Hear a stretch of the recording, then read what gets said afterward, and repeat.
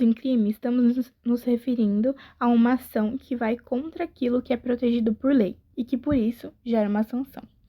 Para que um ato seja considerado crime, ele precisa estar descrito antes em uma lei escrita, ou seja, não existe um crime sem uma lei anterior que diga que aquela conduta é proibida. Os crimes podem ser classificados de diferentes formas, por exemplo, crime contra a pessoa, como assassinato, crime contra o patrimônio, como roubo, crime contra a ordem pública, como o tráfico de drogas, ou o crime contra a fé pública, como a falsificação de documentos. Além disso, todo crime precisa ter alguns elementos essenciais. O primeiro é a conduta, que é a ação praticada. Depois vem a tipicidade, ou seja, essa conduta precisa estar descrita em lei como um crime. A ilicitude indica que essas ações estão em desacordo com a lei e realmente violam um bem jurídico protegido. Já a culpabilidade se refere à pessoa ter consciência do que estava fazendo e saber que aquilo era errado. Por fim, nós temos a punibilidade, ou seja, é a existência de uma pena prevista em lei para aquele ato. Mas afinal, o que é um crime perfeito? Na área da criminologia, nós costumamos chamar de crime perfeito aquele que não consegue ser solucionado ou que apresenta grandes dificuldades para isso. Normalmente, o autor não é identificado, julgado ou punido. Muitas vezes por falta de provas, testemunhas ou até mesmo por limitações tecnológicas na época da investigação. Um exemplo que costuma ser citado como um crime perfeito é o caso do maníaco da capa preta. Esse caso é considerado assim porque nenhum suspeito foi oficialmente acusado ou preso, as evidências acabaram sendo destruídas pelo próprio fogo dos ataques, e na época, a ausência de câmeras de segurança e o uso limitado da tecnologia forense atrapalharam bastante as investigações. Bom, com o tempo, o caso foi sendo esquecido e acabou sendo arquivado. E além disso, houve grandes dificuldades ou até falta de preparo por parte das autoridades responsáveis por tentar solucionar o crime.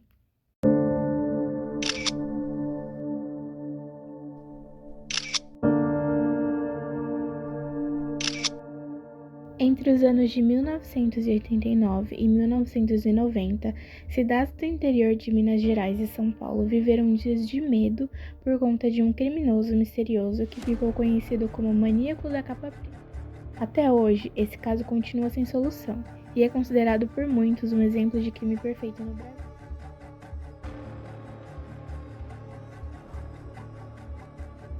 O criminoso agia sempre de madrugada. Ele invadia casas simples, geralmente em bairros periféricos, e ateava fogo em colchões imóveis, mesmo com pessoas dormindo no local.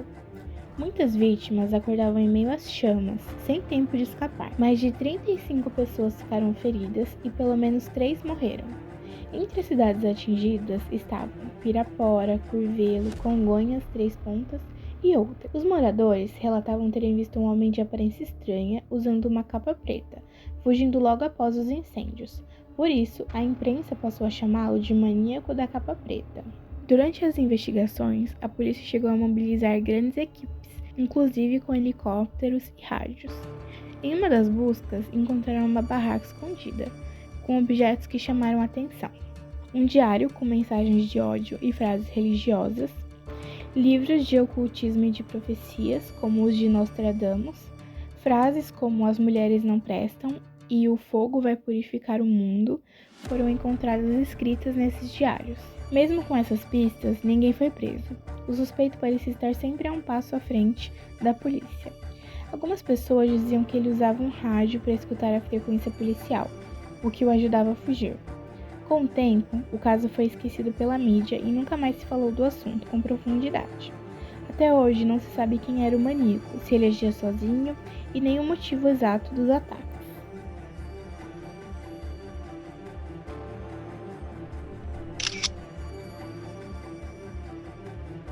Durante seus ataques, o maníaco cometeu diversos crimes. Entre eles, podemos destacar o homicídio qualificado. Ele fez pelo menos 3 vítimas fatais, que morreram em incêndios provocados de forma intencional. Essas mortes aconteceram de maneira cruel, e em muitos casos as vítimas estavam dormindo, sem chances de se defender. Tentativa de homicídio e lesão corporal. Várias pessoas sobreviveram aos ataques, mas ficaram com ferimentos graves, Isso caracteriza tanto tentativa de homicídio quanto o crime de lesão corporal. Incêndio doloso. Ele ateava fogo nas casas onde as vítimas moravam, colocando em risco não só a vida delas, mas também o patrimônio e a segurança de outras pessoas ao redor. O maníaco da capa preta é lembrado até hoje como um dos maiores mistérios da criminalidade brasileira. Seus ataques marcaram profundamente as cidades do interior de Minas Gerais e São Paulo. Mas mesmo após tantos anos, o responsável nunca foi identificado.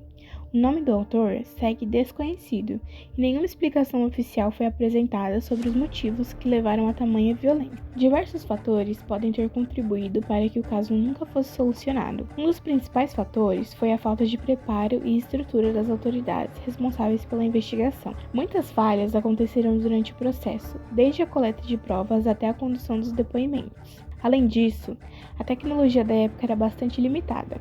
Não havia câmeras de segurança nos locais dos crimes e técnicas como análise de DNA ainda não eram amplamente utilizadas pela polícia, o que dificultou bastante o trabalho dos peritos. Com o passar do tempo, as pistas foram se perdendo, testemunhas foram esquecendo os detalhes e o caso acabou sendo deixado de lado. Eventualmente, ele foi arquivado e anos depois prescreveu, o que significa que mesmo que o criminoso fosse descoberto hoje, já não poderia mais ser julgado nem punido legalmente. Essa combinação de falhas, limitações, técnicas e o tempo que passou sem respostas transformou o caso do maníaco da capa preta em um exemplo clássico de o que se chama crime perfeito no Brasil.